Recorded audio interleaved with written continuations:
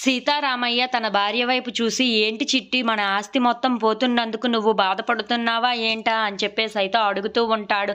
ఆ మాటలు వినగానే అక్కడ ఉన్న తన భార్య మాత్రం, "లేదండి, నేనెందుకు బాధపడతాను? మీరు మీ ఆ మాట కోసం అని చెప్పి మీ ఆస్తినే రాసి ఇస్తున్నారు చూడండి. నాకు చాలా గర్వంగా ఉంది. మీరు ఏ మాట మీద నించుంటే ఆ దాని మీదే ఉంటారన్న నమ్మకం నాకు ఉంది" అని చెప్పేసైతే అంటూ ఉంటుంది. ఆ మాటలు వినగానే అక్కడ ఉన్న సీతారామయ్య అయితే చాలా సంతోషిస్తూ ఉంటాడు. ఇంతలో అక్కడ ఉన్న తన భార్య మాత్రం, "మీరు ఎక్కడ ఉంటే అదే నా లోకమండి. అదే నా ప్రపంచం. అలాంటిది మీతో లేకుండా ఈ ఆస్తి ఇవన్నీ నాకెందుకు? మీరు ఎక్కడ ఉంటే నేను అక్కడే ఉంటాను. అదే నా సంతోషం" అని చెప్పేసైతే అంటూ ఉంటుంది. ఆ మాటలు వినగానే ఇంట్లో ఉన్న వాళ్ళందరూ అయితే చాలా సంతోషిస్తూ ఉంటారు. ఇంతలో అక్కడ ఉన్న తన భార్య మాత్రం, "అవునండి, మీరు ఏం చేసినా సరే నాకు సమ్మతమే" అని చెప్పేసైతే తన వైపు చూసి అంటూ ఉంటుంది. ఆ మాటలు వినగానే అక్కడ ఉన్న సీతారామయ్య అయితే చాలా సంతోషిస్తూ ఉంటాడు. ఇంతలో అక్కడ ఉన్న రాజు, కావ్య వాళ్ళు మాత్రం ఎలాగైనా సరే ఈ ఆస్తిని పోనివ్వకుండా చూసుకోవాలి. ఏదో ఒకటి చేస్తే ఏదో ఒకటి అయ్యి ఉంటే బాగుండేదే అని చెప్పేసైతే ఆలోచిస్తూ ఉంటారు.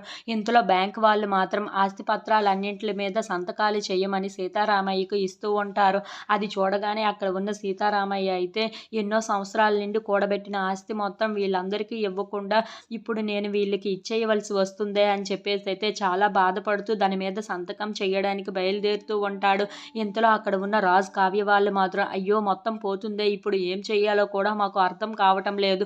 తప్పు లేకుండానే ఇదంతా జరిగిపోతుందే" అని చెప్పేసైతే వాళ్ళ బామ్మని, తాతయ్యని అలా చూస్తూ బాధపడుతూ ఉంటారు. ఇంతలో అక్కడ ఉన్న రుద్రాని అలాగే ధాన్యలక్ష్మి వాళ్ళు మాత్రం చాలా కోపంగా వాళ్ళని చూస్తూ ఉంటారు. If you like this video, please